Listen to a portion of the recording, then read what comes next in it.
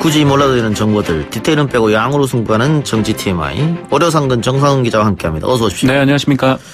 예, 오늘 여야 3당 원내대표가 여의도의 한 호프집에서 호프집 회동을 갖는다고 하네요. 네, 오늘 8시에 예정이 돼 있는데 그 일전에 이인영 더불어민주당 원내대표가 당선된 후에 이 나경원 원내대표를 찾았을 때 이 나경원 원내대표가 이 민생과 국회를 위한 국민을 위한 국회가 된다면 이 밥 잘 사주는 예쁜 누나가 되겠다 뭐 이런 말을 한 바가 있는데요.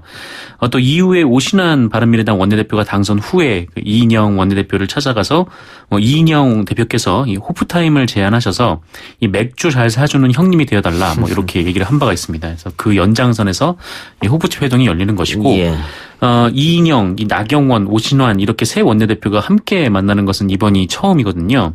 뭐 여기서 이제 추경이라든지 뭐 선거법, 뭐 공수처 설치안 같은 이 패스트트랙에 태워진 안건에 대해서 논의할 예정이다라고 합니다. 분위기는 나쁘지 않은 것 같네요. 네, 뭐 분위기는 나쁘지 않은 예. 것 같은데 뭐 그동안 3당이 주장해온 것만 보면은 뭐 사실 국회 정상화가 좀 힘들어 보이기는 하죠. 이게 뭐 민주당에서는 당장 추경을 통과시켜야 된다 뭐 이런 입장이고 뭐 자유한국당은 뭐 아직까지 이 패스트트랙 처리를 요구를 하고 있고요. 또 바른미래당이 이 당 방향조차 지금 못 잡고 있는 상황이어서 이게 합의가 잘 쉽게 이루어질까라는 좀 궁금점이 있는데 뭐 하지만 곧 국회는 뭐 조만간 열릴 수 있지 않을까 뭐 그런 생각이 좀 드는 게 뭐 장기적으로 이제 9월 정기국회가 오면은 또 안 할 수는 없으니까 이 자유한국당의 공언처럼 뭐 20대 국회는 끝났다 뭐 이렇게는 좀 생각은 안 되고 그건 아니겠지만 청와대에서는 빨리 해달라는 거 아닙니까? 그렇죠. 이제 추경 문제가 좀 시급하니까. 근데 이제 자유한국당이 뭐 현재 이 장외로 나가 있기는 한데 더 이상 장외에서 뭐를 하기도 어렵고 뭐 돈도 많이 드는 데다가 또 당 지지율도 점점 떨어지고 있어서 이 자유한국당으로서도 좀 변화가 요구되는 시점이기도 합니다. 또 추경을 또 계속해서 발목을 잡을 수도 없고 또 내년이 또 총선인데 올해 뭐라도 좀 지역구에 또 보여줘야 될 시점이기도 하죠. 특히 그 이해찬 민주당 대표가 지난 13일에 이 나경원 자유한국당 원내대표가 가능한 국회에 복귀하려고 마음먹고 있다는 이야기를 들었다.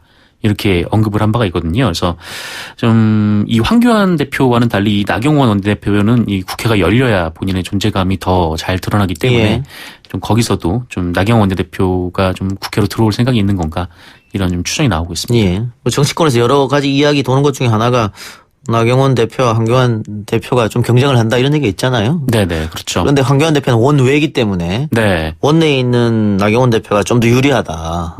그래서 들어가서 자기의 입지를 좀 넓혀야 된다 이런 얘기가 있더라고요. 네, 사실 뭐 국회 안에서 뭐를 하면은 황교안 대표의 존재감이 잘 드러나진 않죠. 그렇죠. 알겠습니다. 좀 기대해 보고요. 지난 주말 39주년 5.18 기념식이 열렸는데 문 대통령의 기념사가 화제가 됐습니다. 네, 문재인 대통령의 그 올해 5.18 기념사는 이 최근 자유한국당 일부 그리고 극우 세력을 중심으로 진행되는 이른바 5.18 흔들기에 대한 강한 비판이 줄을 이뤘는데요. 특히 이 독재자의 후예가 아니라면 5.18을 다르게 볼 수 없다. 아직도 5.18을 부정하고 모욕하는 망언들이 이 거리낌 없이 큰 목소리로 외쳐지고 있는 현실이 국민의 한 사람으로서 너무나 부끄럽다. 그리고 5.18 이전 그 유신 시대와 50 시대에 머무는 이 지체된 정치 의식으로는 단 한 발자국도 새로운 시대로 갈 수 없다라고 말한 대목이 눈길을 끌었습니다.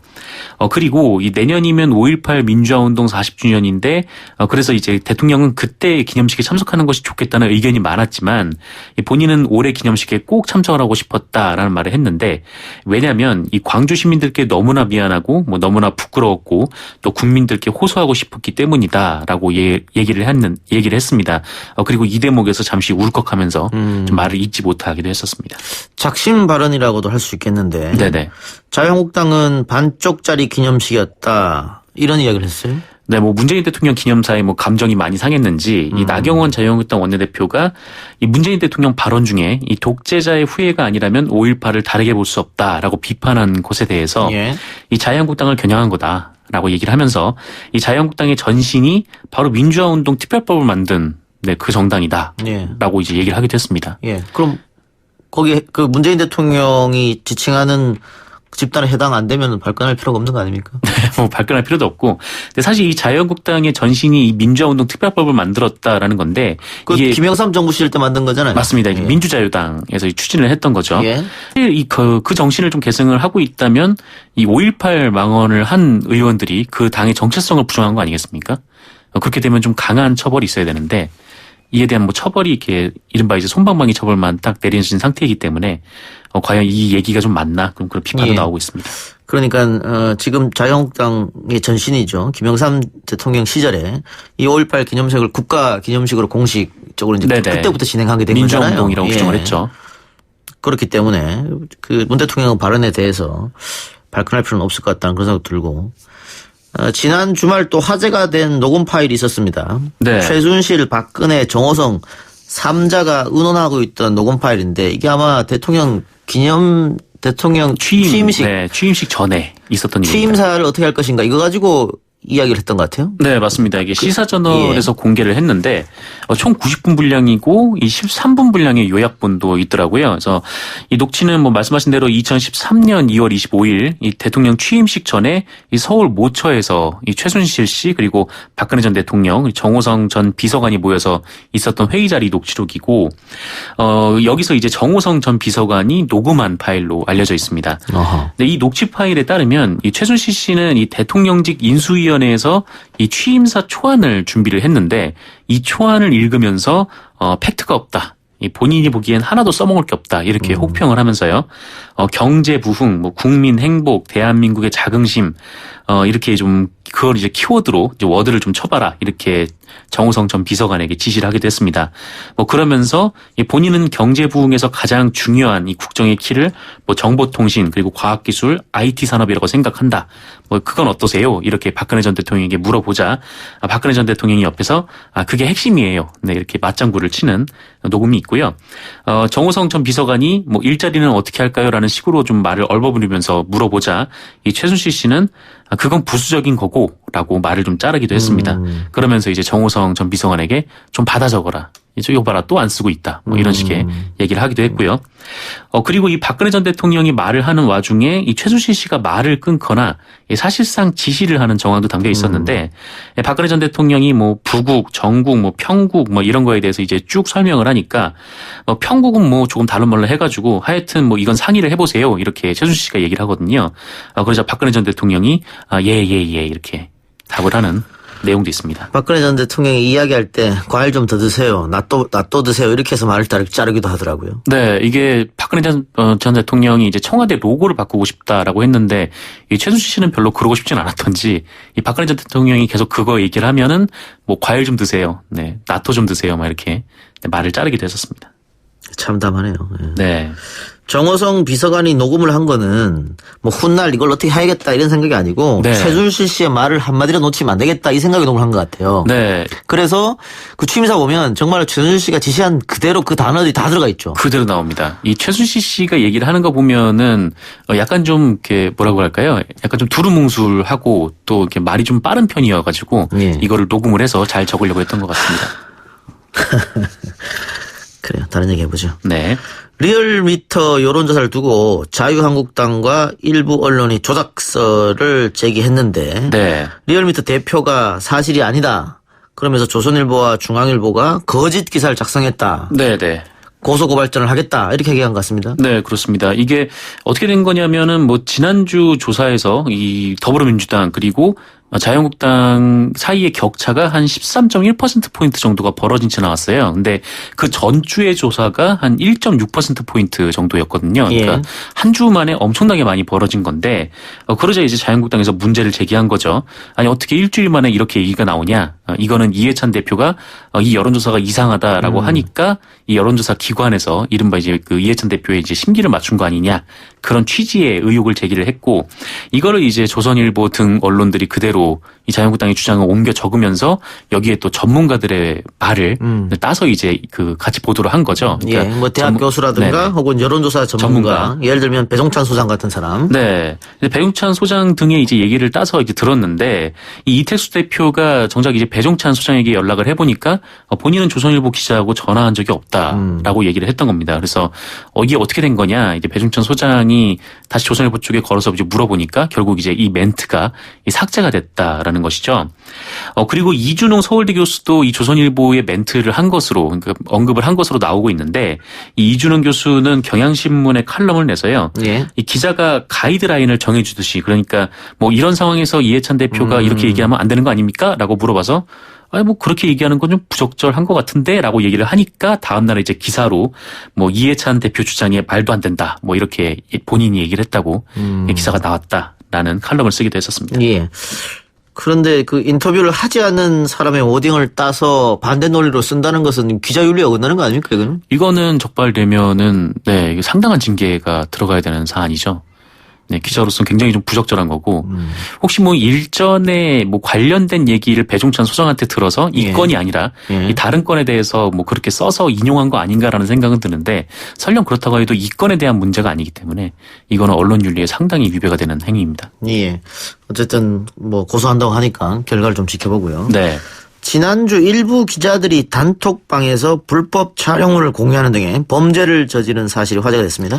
네, 뭐 기자와 PD 등 언론인들이 익명으로 참여한 카카오톡방이 있는데 여기가 많으면 한 100여 명이 한꺼번에 채팅에 참여를 한 방이라고 하더라고요. 근데 문제는 여기서 이제 버닝썬 사건과 관련해서 불법 촬영물을 올리고 성폭행을 당한 이 피해자의 개인 정보를 공유를 하고 뭐 이제 성매매를 자랑하듯이 이렇게 얘기를 했다라는 점인데 지난주에 경찰이 이에 대해서 수사에 착수를 했습니다. 한 이 뭐 100여 명이라고 해서 이 100여 명이 다 그런 건 아니고 예. 한 10명 정도가 이런 대화를 나눴는 건데 그럼에도 이제 수십 명의 사람들이 그 안에 있었는데 왜 이들의 그 이런 식의 얘기가 2년이나 계속됐냐라는 점에서 이 기자 사회에 대한 비판이 좀 이어지고 있습니다. 뭐 일례로 뭐 한 사람이 뭐 버닝썬 동영상 가지고 있냐라고 물어보면 뭐 다른 참여자가 뭐 뉴스에 나온 영상을 나도 구한다 이렇게 얘기를 하고 이 며칠 후 대화방에서 이 불법 촬영물이 공유되는 식이었다고 하는데요. 뭐 성폭력 피해자의 개인 정보가 담긴 뭐 이른바 지라시도 올라오고 참가자들은 성매매 경험담 등을 공유하면서 뭐 업소를 소개해달라 이런 말까지 나왔다고 합니다. 결국 이제 기자 단톡방에 대한 시민단체 그리고 언론 비평 매체의 보도가 나오자 이 참여자들은 아예 다른 방을 만들어서 어떻게 하냐 이제 대책을 논의했다고도 하는데 결국 이 한 여성단체가 이 단톡방을 수사해달라면서 지난주 금요일 이 경찰에 지난주 금요일 경찰에 고발장을 냈고 이에 따라서 경찰이 이 참여자들이 누구인지 특정할 만한 당사를 찾고 있다라고 합니다. 예. 앞서서 언급한 조선일보 기자도 그렇고 지금 이 단톡방에 있었던 기자들도 그렇고 기자들 언론사 입사할 때 윤리교육 안 받습니까? 뭐 윤리시험이 딱히 없죠. 윤리시험이 있다라고 해도 사실 뭐 암기만 하면 되는 거니까. 아니 이거는 실제 윤리를 네. 대학교 그 언론학도 1학년들이 보고 있는 매스 커뮤니케이션 학교론만 읽어도 이런 짓은 안 할 텐데. 네. 아니 근데 뭐 초등학교 도덕책만 읽어도 이런 짓은 안 하겠죠. 네. 예, 참담한 그런 사건 사고들이 많네요. 네. 하나만 더 해볼까요? 미국이 우리 정부의 대북 인도적 지원에 지지 의사를 다시 한번 표명했다고요? 네, 뭐 이미 지난 7일 이 트럼프 미국 대통령이 문재인 대통령과의 전화 통화에서 이 대북 인도적 지원에 대한 지지 의사를 밝힌 바가 있는데 뭐 북한의 미사일 발사가 그 이후에 있긴 했지만 어쨌든 미국의 대북 정책은 아직 유지 중인 것으로 보입니다. 이 미국 국무부 대변인실 관계자가 이 미국의 소리 방송에 나와서 최근 우리 정부가 대북 인도적 지원을 위해 국제기구에 800만 달러를 지원하기로 한 것과 관련해서 도널드 트럼프 대통령은 지난 7일 이 문재인 대통령과 대화하면서 인도적 지원에 대한 지지를 나타냈다. 라는 이 기존 입장을 재확인했다라고 합니다. 예. 그 문제는 그렇고. 네. 지금 우리 정부에서 3년 만에 개성공단 방문을 허가를 했거든요. 네네. 여기에 대해서 아직 북한은 이렇다 할 대답이 없는 것 같아요. 네, 뭐 인도적 지원 부분도 그렇고 뭐 개성공단 요청도 그렇고 여기에 북한이 뭐 답을 하지 않고 있는데 일단 우리나라에서는 이 개성공단 기업인들의 방북을 승인을 해놓은 상태이긴 합니다. 그러니까 개성공단 방문 또 대북 인도적 지원 아마 네. 식량이 제일 먼저 될 건데요. 네네. 이런 것들로부터 이제 끊긴 대화를 다시 이어가야 된다 이런 생각이 우리하고 미국은 있는 것 같은데. 네, 그렇죠. 북한에서는 뭐 자존심이 상하는 걸까요? 아니면 더 큰 걸 위해서 저런 걸까요? 근데 최근에 이제 그 조총련 기관지 쪽에서 뭐 대화에 나서야 한다, 뭐 올해 안에 북미 정상이 만나야 한다라고 하는 걸 보면 좀 어느 정도 약간의 좀 밀당 후에 북한이 좀 답을 주지 않을까 뭐 이런 기대도 좀 나오고 있습니다. 알겠습니다. 고 노무현 전 대통령 10주기 추도식에 미국의 부시 전 대통령이 참석하는데 네. 본인이 직접 그린 뭐 초상화를 들고 간다 뭐 이런 얘기도 있더라고요. 네. 이 부시 전 대통령이 부시 전 대통령 측이 직접 요청을 해가지고 이 노무현 전 대통령이 초상화를 제작하고 싶다 이렇게 연락을 했고, 이에 노무현 재단에서 뭐 그리고 싶은 것을 그려달라는 뜻에서 한 사진 10여 장 정도를 보냈다. 라고 합니다. 그래서 이 조지 부시 대통령이 오는 23일에 열릴 이 경남 봉화마을에서 열리는 이 10주기 고 노무현 전 대통령 추도식에 참석을 할 예정인데, 그때 이 권양숙 여사에게 초상화를 전달을 할 예정이고 추도사도 할 예정이라고 합니다. 예. 그 부시 대통령이 그림에 일각에는 좀 있었다는 모양이죠? 잘 그리는 모양이에요. 그래서 예. 잘 그리는 모양인데 2009년 1월에 퇴임을 한 이후에 이 전업화가로 지금 활동 그렇습니까? 중이라고 합니다. 그래서 이 재임 중 만난 각국 정상 그리고 이제 자신 지인들 그리고 반려동물 뭐 그림 뭐 이런 풍경화 등을 그려가지고 전시회까지 열었다고 하더라고요. 네. 대림동 여경 지금 이게 굉장히 논란이 커지고 있습니다. 네. 여자 경찰이 무능한 게 맞느냐 아니면 과도한 신상 털기다. 지금 그 해당 여경은 병가를 냈다 뭐 이런 얘기도 들리고 있던데. 네, 뭐 병가라기보다는 경찰 측에서 나온 얘기는 이미 예정된 휴가였다라는 얘기가 나왔습니다. 예. 이게 그 남녀 대결로도 확전되는 것 같습니다. 네, 뭐 그러니까 이런 거죠. 그러니까 여경이 본인이 이제 범인을 이제 검거하지 못하고 이 주변 시민들한테 도움을 요청했다라는 건데 이 경찰 쪽에서는 분명히 여경이 그 당시에 그 주치자 한 명을 제압한 상태였다라고 반박을 하고 있는 상황입니다. 예. 그러니까는 그 이 논란에 불을 끼얹은 그런 이유는 이게 여경이나 또 소방공무원 특수직인데 네. 특수직까지 그 여성의 비율을 일부러 높일 필요가 있느냐. 우리 국민의 그 생명과 안전을 보호하는 직업인데 뭐 이렇게 해서 논쟁이 더 커진 것 같아요. 그렇죠. 뭐 경찰로서 이 여성들이 분명히 해야 할 수 있는 부분이 있고 뭐 여성들만 할 수 있는 부분들도 있고요. 일종의 성폭력 상담이라든지. 근데 경찰 총 인원수에 대비해서 여경이 한 10% 정도 밖에 안 되거든요. 근데 지금 저 늘리려고 하는 거잖아요. 그걸 이제 한 15% 정도 늘린다는 상황입니다. 그래서 과연 그게 옳으냐 이런 논쟁으로 번지는 것 같습니다. 네, 논란이 계속 이어지고 있습니다. 조금 더 지켜보죠. 오늘 정상근 기자 이야기는 여기까지 듣겠습니다. 수고하셨습니다. 네, 고맙습니다.